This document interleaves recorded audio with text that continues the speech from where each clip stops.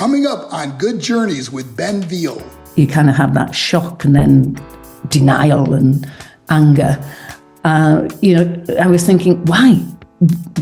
What's the point? All we've done is work hard, and Nigel's worked so hard, and then suddenly your whole world comes crashing down around you, and it's going to be over. And you think, why on earth? So when I was having one of these moments, Nigel, in the way he was, he just said, look, Julie, you know what I'm going to say, don't you? He said, look, everybody gets a kick in the bollocks. This is mine.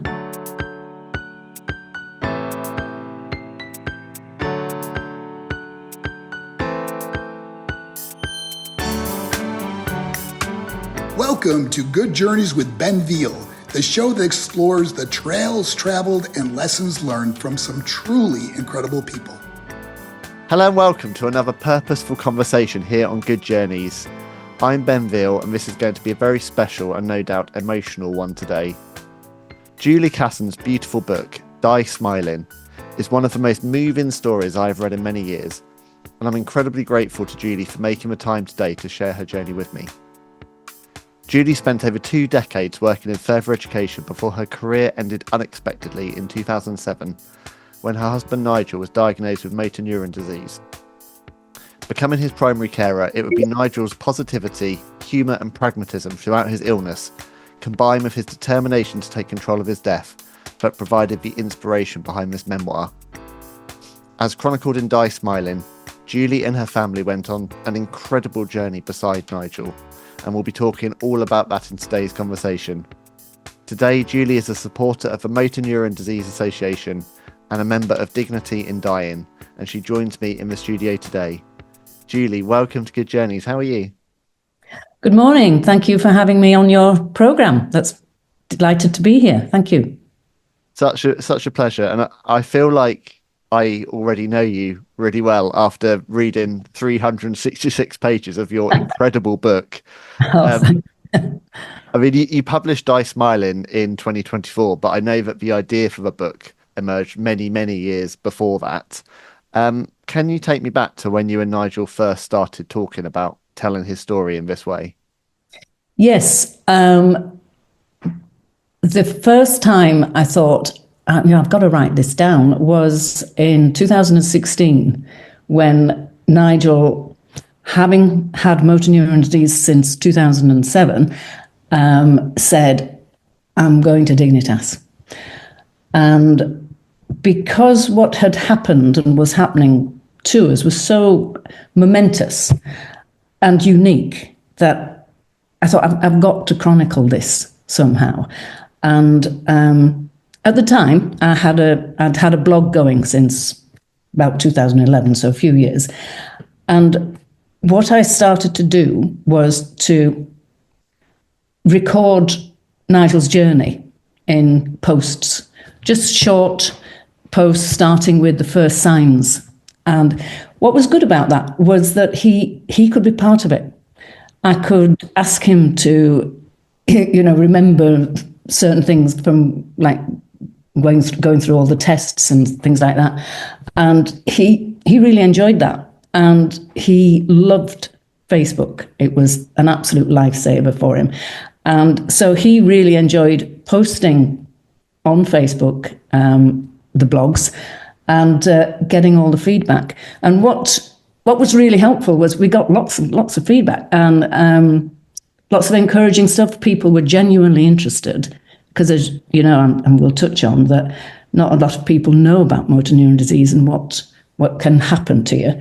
So it was a really good process, and I went through from the beginning to his current situation, but of course did not mention Dignitas. I couldn't. That was a secret, and that didn't get published in a post until after the event. But I think Nigel was happy for his story to be out there, and so after Nigel died, I felt I wanted to honour him really, because of the unique way he handled 10 years of motor neuron disease. And because, he was so inspiring, and the way that he determined to take control of that disease and to take control of his death and go to Dignitas. And as he said, which inspired the title, he was determined to die smiling. He was determined to die a happy man and not be beaten by the disease. And so I felt that he needed to be honoured in that way.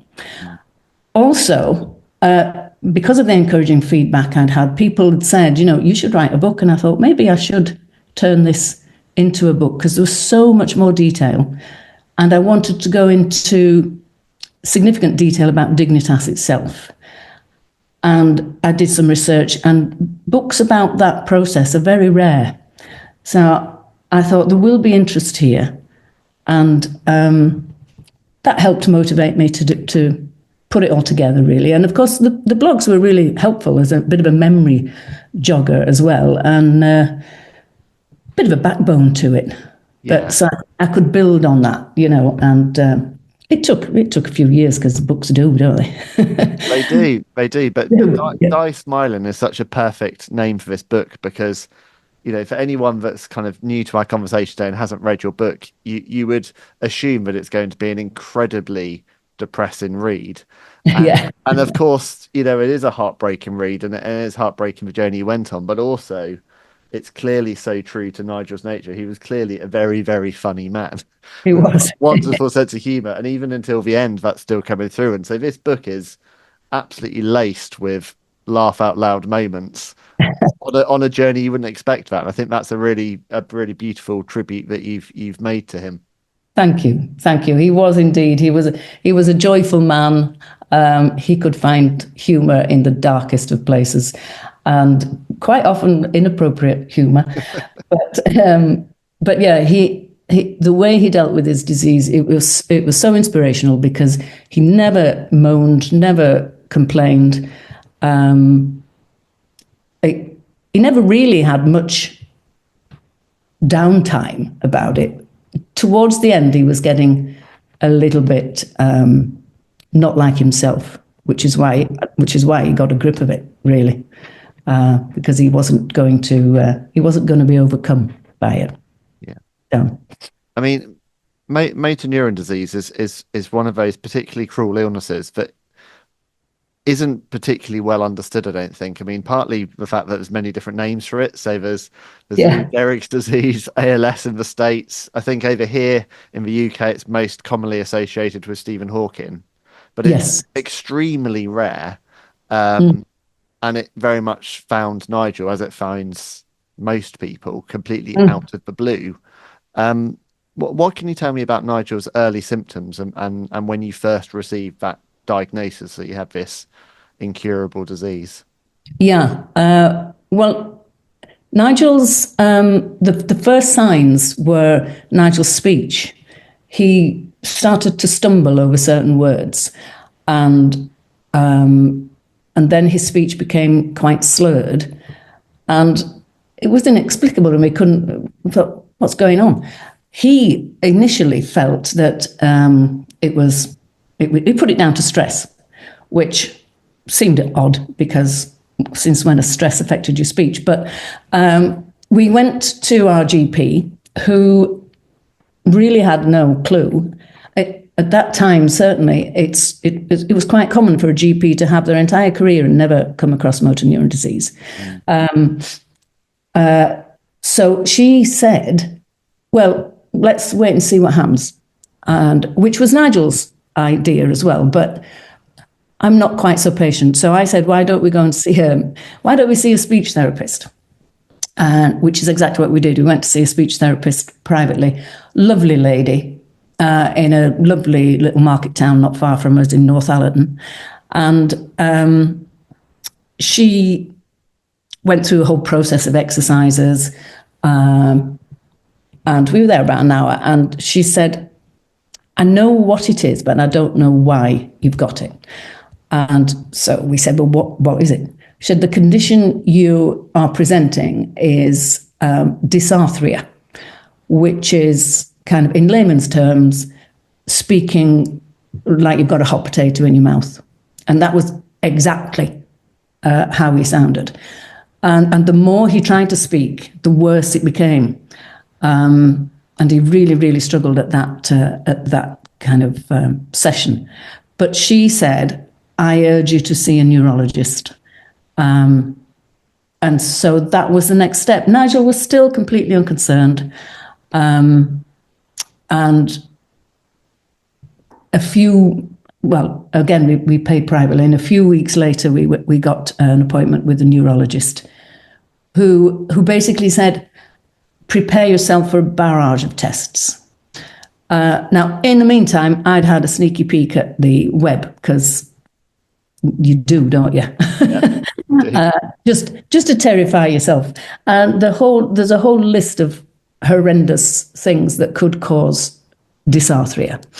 And motor neuron disease is one of them. And that did stick out like a sore thumb when I saw that list. But Nigel hadn't concerned himself at all with it. So anyway, we went through a whole series of tests. It took a good few months. And of course, since we've learned it can take such a long time for motor neuron disease to be diagnosed, because people present in different ways. And as the neurologist said, he said it's like a cruise liner on the horizon. And until it comes a little bit closer, we can't know what it is. And of course, MND, the symptoms increase over time. And the vast majority of people quite quickly, because they have to kind of dismiss all the other potential diseases that it could be, like MS or Parkinson's or something, the whole list of other neurological illnesses. And so it was a good few months, and finally we asked the neurologist at one of our next appointments, what do you think it is? And he quite clearly said, I think it's motor neuron disease. And of course, there was absolutely no physical weakness in Nigel's body at all at this time. It was purely the speech, which was getting gradually worse, but not kind of quickly, not hugely.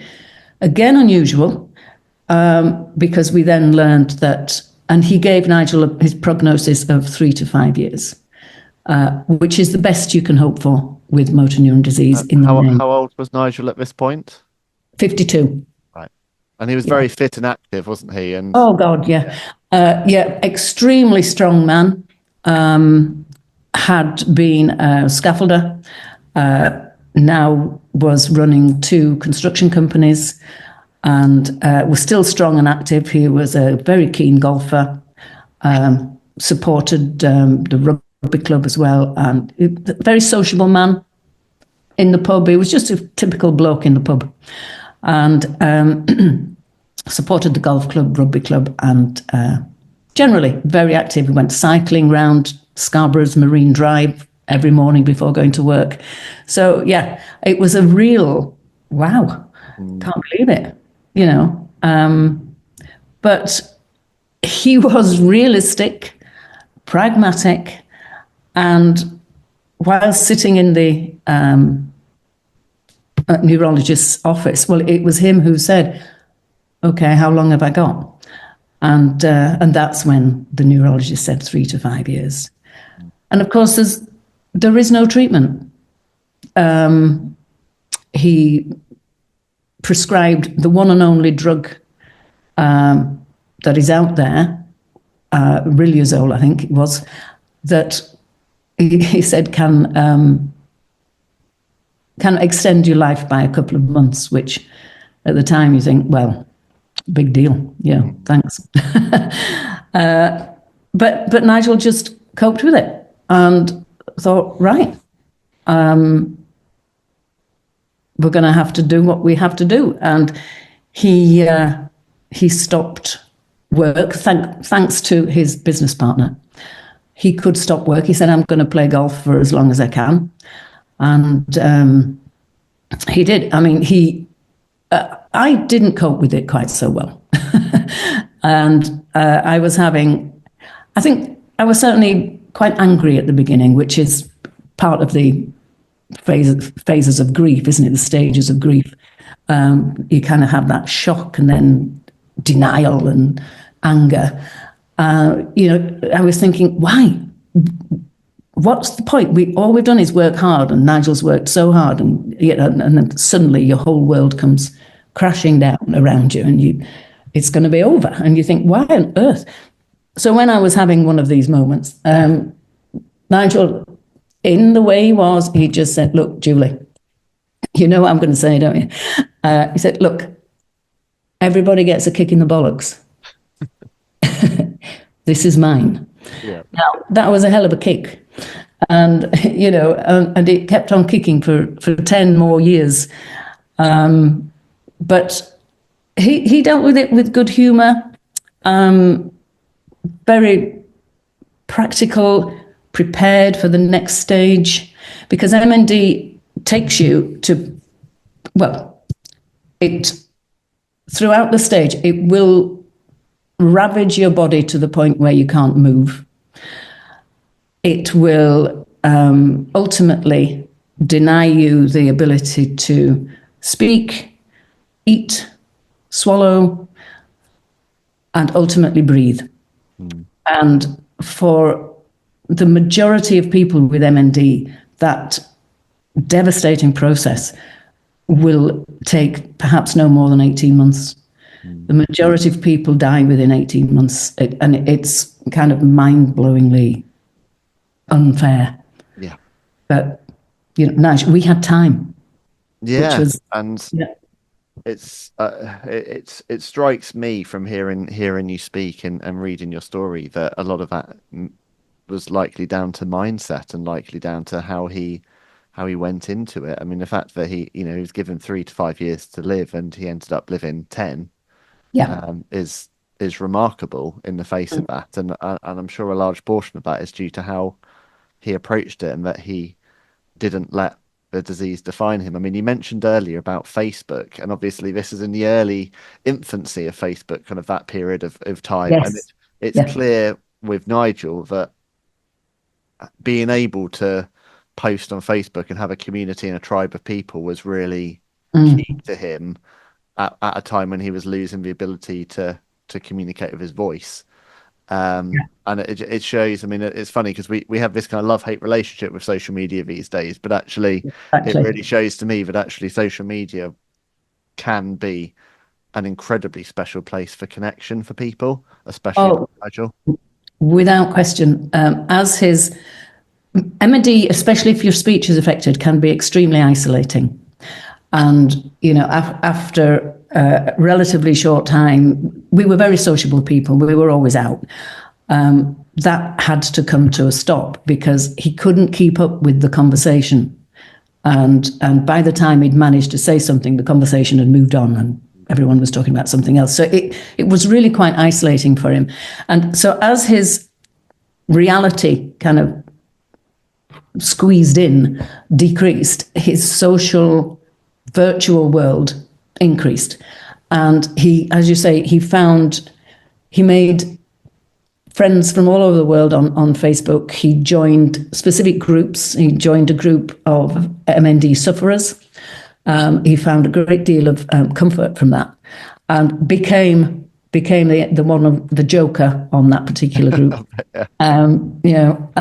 So he really enjoyed that. And of course, all his friends, he reconnected with his army mates and friends from where we used to live back in Cleckheaton in West Yorkshire, and made new ones as happily as he could. He played online poker. Yeah, he absolutely, one of the most important things we bought was a contraption, like a gadget which could fasten onto the arm of his wheelchair and hold his iPad, so he could spend the entire day, on his iPad. And he'd listen to music, and he was in control of that. And Nigel had to feel that he was in control. Yeah, absolutely. And I guess that all kind of comes around full circle too. what we're talking about with Dignitas. So the subtitle of your book is "For Sorrows and Joys of a Journey to Dignitas," and some of my audience may not be familiar with Dignitas or have their own ideas about what it is. But as someone who's obviously worked so closely with Dignitas and it's been such a big part of your life, can you explain what the organisation does and how it works, Julie? Yes, they are.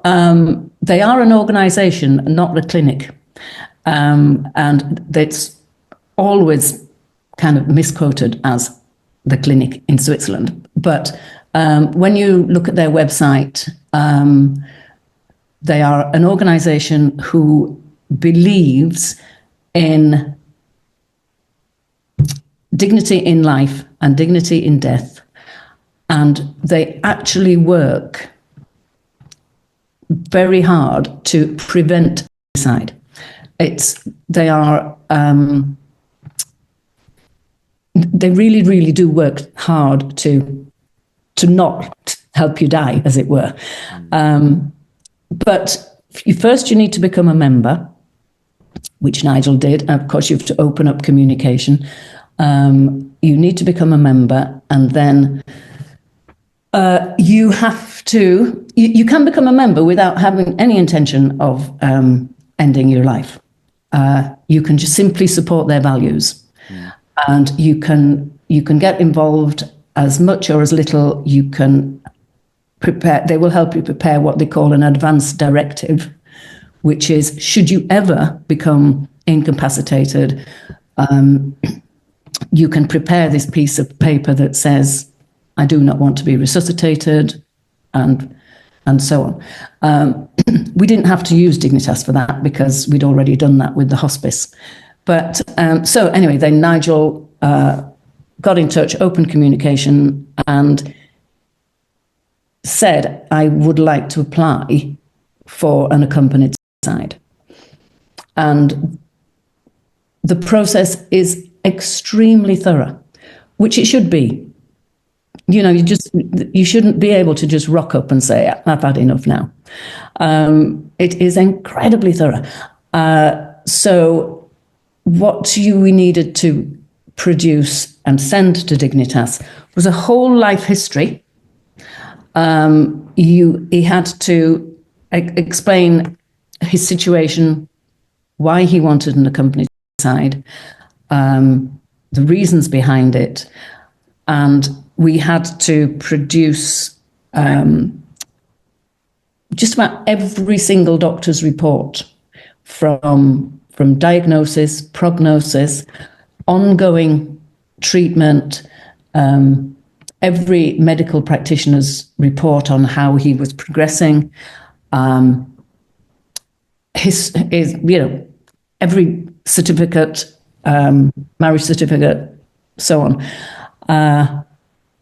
And they still, after all that, they came back and said, we need a psychiatric report. Because of Nigel was on a cocktail of drugs.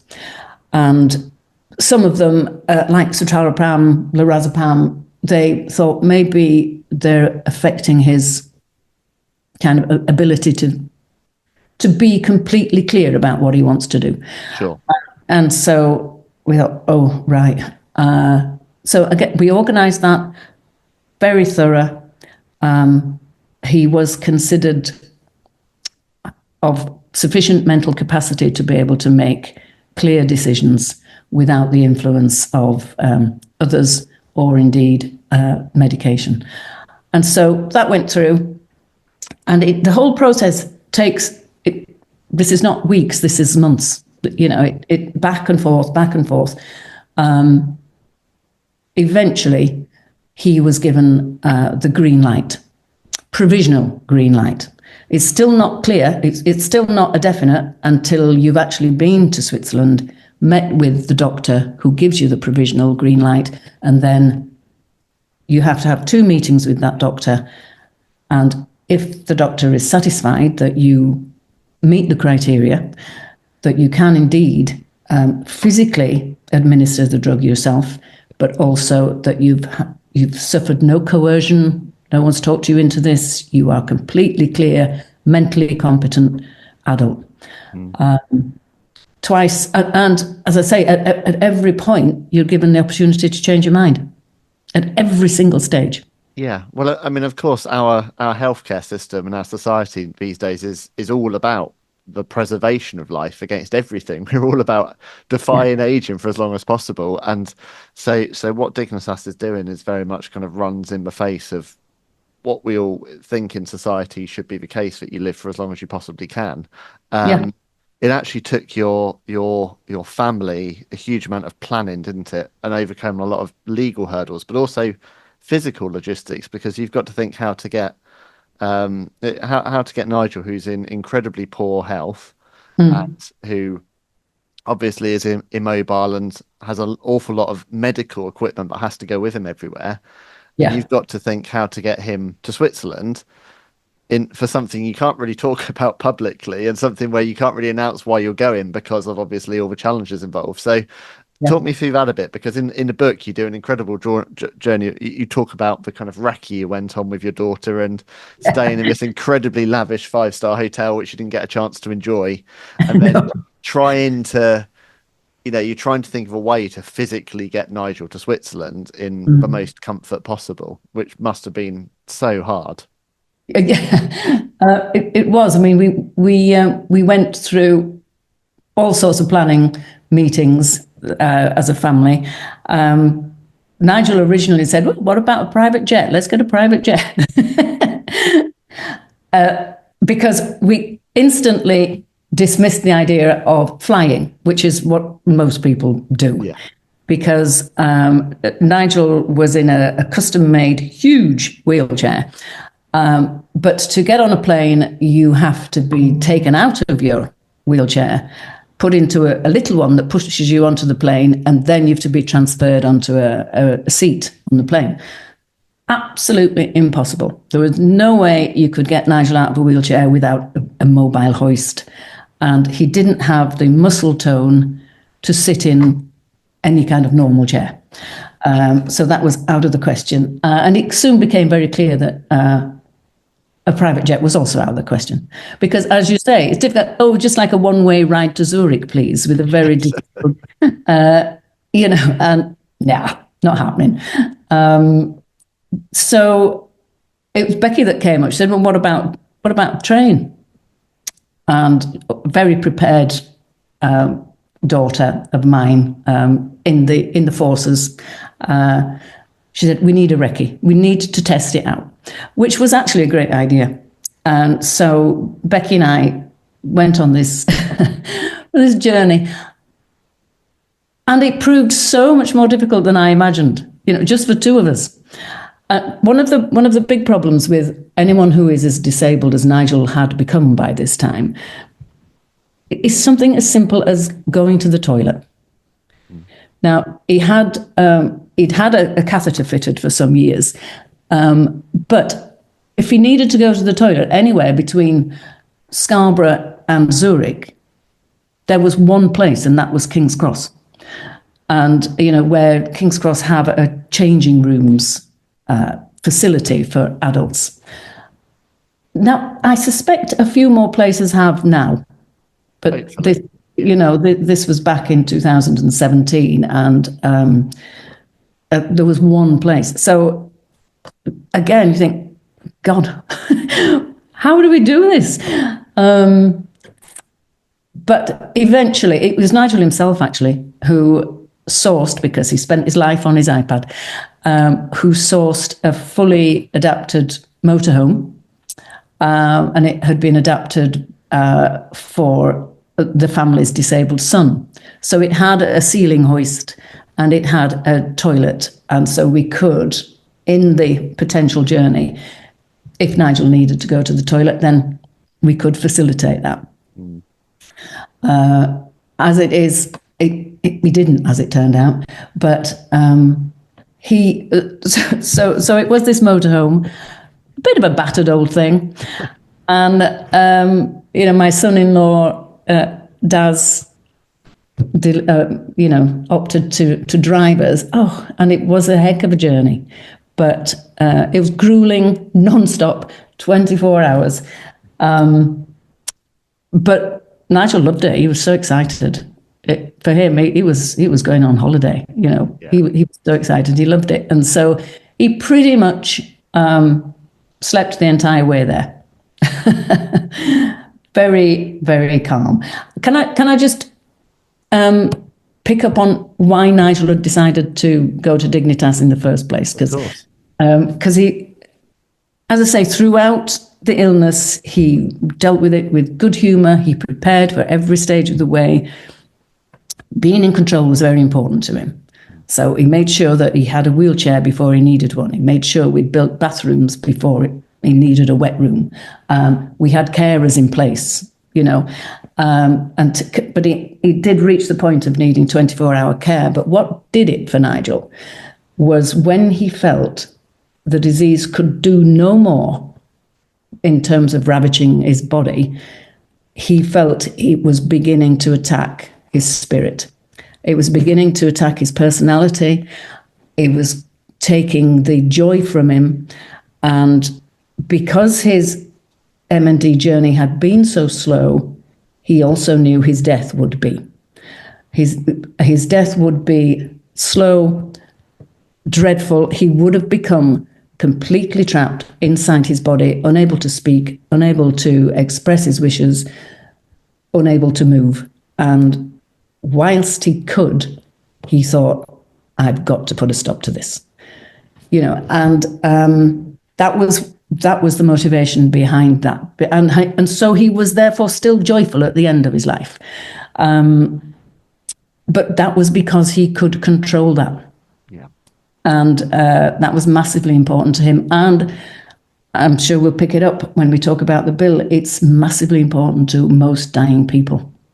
Yeah, well, let's talk about it now and circle back. I mean, the assisted dying bill, obviously it's a topic of huge debate at the moment. And, you're incredibly close to it with your first-hand experience of everything you went through. I mean, how have the past few months been for you as you followed the bills passing through the House of Commons and then all of the subsequent political arguments that have played out in the media? Well, I've been completely surprised how involved I've become. Because when I wrote the book, there was no political agenda at all. It just kind of dropped right into the heart of the current debate, quite by accident. But I have been really involved because, as you said at the beginning, I am a member of Dignity in Dying. And when the book was in draft form, I contacted Dignity in Dying and asked them if they would just lend their support to the story. As it turned out, they remembered Nigel's story because when he died, his Facebook post on the day he died went viral, and they actually contacted the family. So they welcomed me with open arms, and read the manuscript, and the CEO, Sarah Wootton, actually endorsed it, which I could not believe how kind of fortunate that was. Thought, wow. But then since the debate has taken place, first before that, at the book launch last February, members of Dignity in Dying, the Yorkshire group, attended. 4 members attended and, lent more support. And so I was getting to know people on face-to-face level. And then Kim Ledbetter's office, in conjunction with Dignity in Dying, were having an event in her hometown of Heckmondwike in West Yorkshire. And Dignity in Dying invited me to come along and, with others, give a short 5-minute speak about the personal experience. So I got to meet Kim Ledbetter, and what a passionate, determined woman she is. And she's funny. She's so well informed about it. And I don't think the bill could be in better hands. I really don't. So I think if anyone can take it forward, she can. I do believe any parliament should be able to come up with a law that safeguards the vulnerable. I'm sure we have the wit in this country to be able to do that. And I think the bones of the bill as it stands really do. It does have those safeguards built within it. And I'm sure over the next, because it'll take another couple of years to sort it out, it will increase in that regard. So yeah, I think it's a real hope for dying people who currently suffer gruesome, intolerable deaths. Yeah. There isn't anything for them, sometimes the option of being kept alive isn't a good one. One of the things that kind of really jumps out at me is the kind of resilience that you had to go through as a family to, to fulfill Nigel's wish and leave the world on his own terms. I mean, I guess it's the hope with the bill when everything moves through that other families in the future will have to possibly not go through so many difficulties at such a difficult, heartbreaking time. This is what I hope for, because Nigel should have been able to die at home. He should have had his family and friends. He would have had a fabulous goodbye party, and then just close family, obviously, when the time came. And neither he nor we would have had to make that. What is a difficult journey at a very, very difficult time. But I think the hardest thing for me and the kids was having to leave him there. Yeah. You're in a strange place with very pleasant but nonetheless strangers. You're in a place that you would not choose to be in, and you've to walk away. Yeah. And that was utterly heartbreaking. So if this law is passed, then families won't have to put up with that. And of course, then Nigel was cremated with no ceremony, no mourners, nothing. You don't know how well that was. I'm sure it was carried out with dignity and caring and compassion.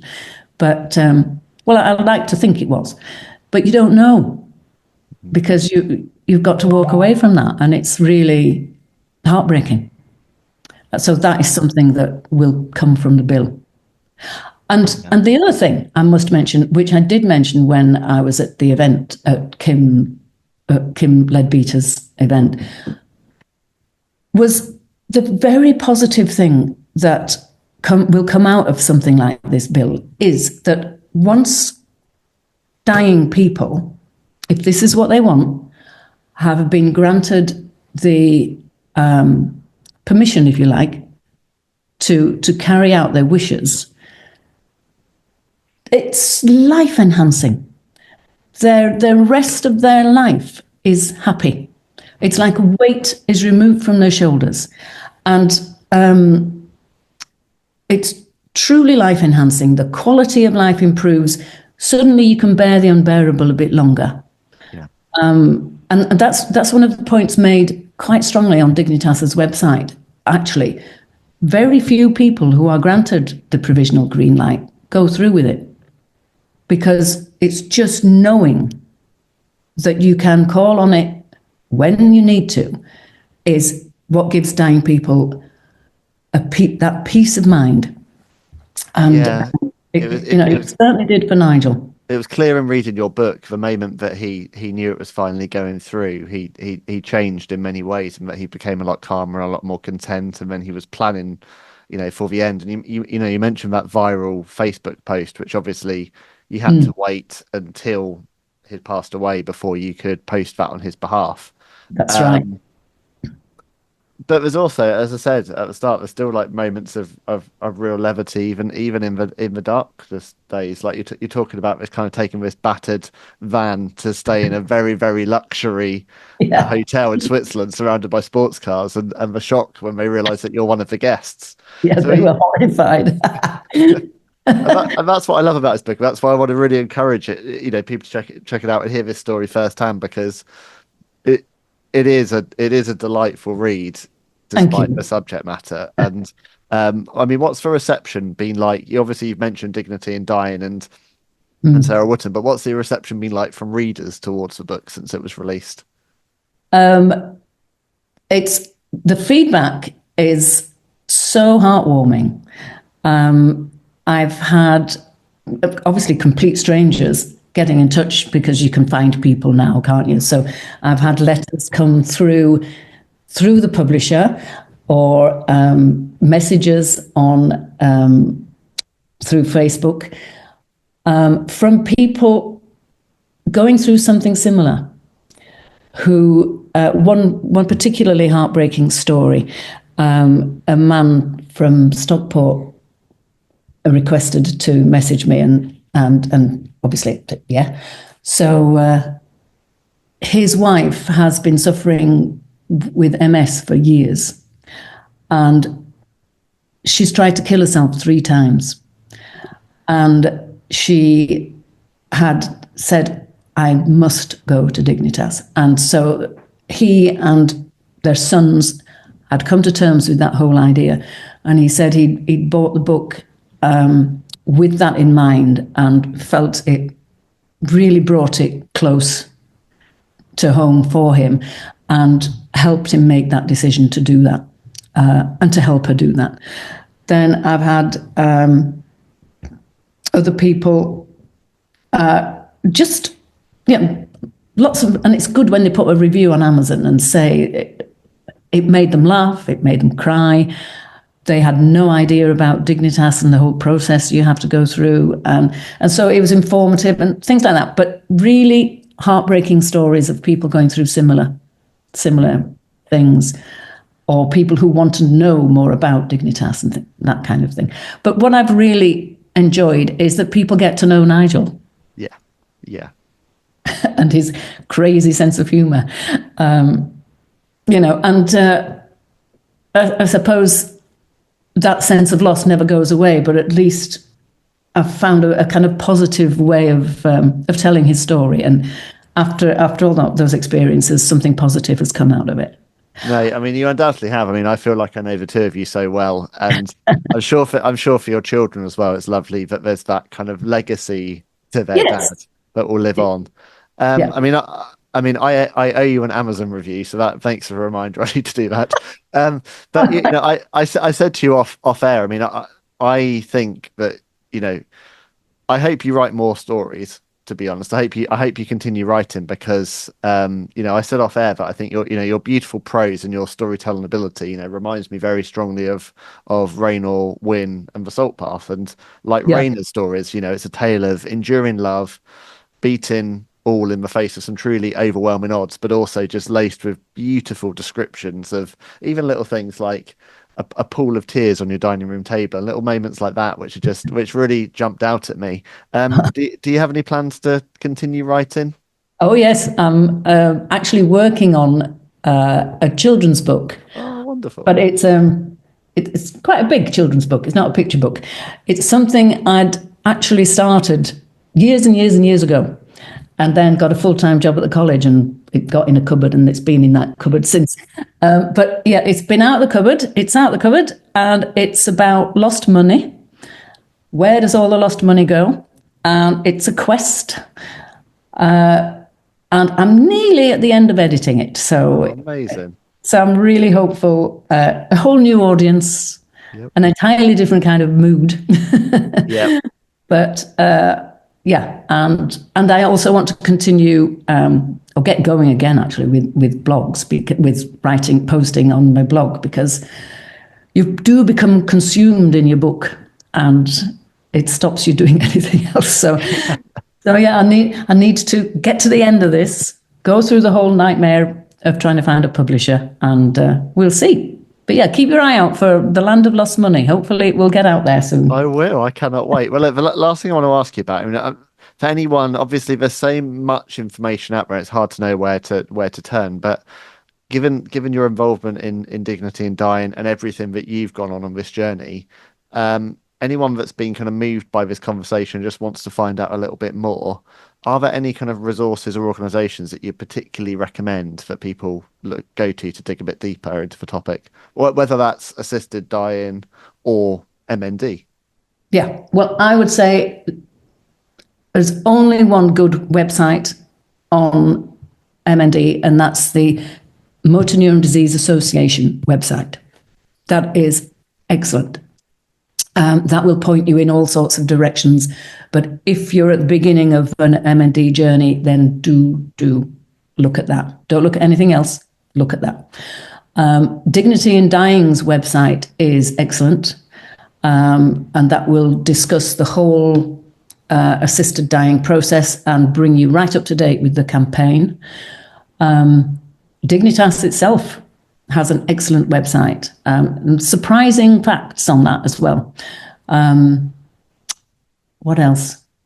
I think those are probably the key ones for the kind of help. If someone is struggling with motor neuron disease, then I really hope their local hospice is good. We are very fortunate here in Scarborough. Our hospice, St Catherine's, has particular expertise with motor neuron disease, which can be quite unusual in hospices. Their expertise may be cancer, obviously, but motor neuron disease is, as you said at the beginning, so rare. It's quite uncommon to find a whole group of people with those kind of resources available. Well, especially as you say, you could go through your entire medical career and never encounter anyone with MND. That's quite remarkable, really, isn't it? Clearly shows that you were where you were meant to be. Yes, it does. Yeah, it does. It certainly does. We were so fortunate. There's only ever about 5,000 people in the UK suffering from MND. But I think its profile is raising, certainly because of the rugby players, Doddy Weir and Rob Burrow, and of course the efforts of Kevin Sinfield, the millions that he's raised to support MND and those suffering with it. So the profile is much, much more available to people now. People are aware. Yeah, well, it's my hope that your book and your story reaches more people. As I said at the start, here is the book, Die Smiling, The Sorrows and Joys of a Journey to Dignitas, published by Haythorpe Books and available widely online by Julie Casson. So before we wrap up, I always have a couple of thanks to say, Julie. So first is to my producer, Jeff Easton from Tall Oak Productions, who always brings these Good Journeys conversations to life so beautifully.